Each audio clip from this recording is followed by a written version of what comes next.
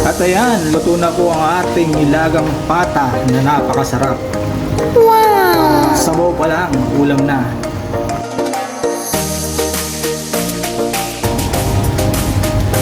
Inilalagay ko ng aking gabi para pag naluto ang ating pata is malambot at saka ang ating sweet corn.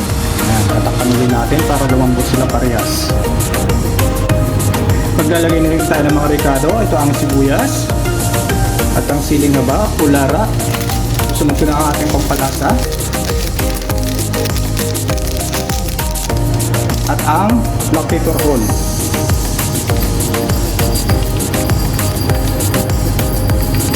Ayan, natakpan ulit.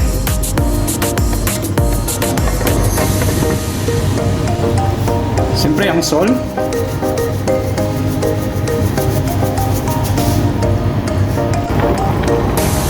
Yan, dinurog ko na po ang aking gabi para po talagang napakasarap. Wow! Sabaw pa lang, ulam na. Lalagay ko na po ang ating red cabbage. Tapos tatakpan ng konti para hindi masyadong malabog ang ating gabi, ang ating red cabbage. I-add ko na ang ating pichay, ang pichay na maliliit. Ayan, ang pichay na maliliit.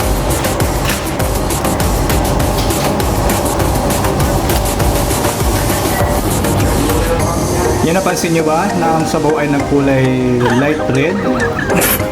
Kasi po gwapo yan ng red cabbage. Huwag po kayo mag-alala kasi po ang red cabbage ay napakaraming vitamina sa ang benefit sa ating katawan. Kaya po, mas maganda pa yung magkulay pa. Para pag-iip natin ng sabaw, ay talagang wala tayong masasabi. Benefits po talaga. Thank you very much for watching. Ang aking menu for today is nilagang baka. Thank you very much po sa inyong lahat. Thank you viewers. Bye-bye and good night. Good morning, good night. And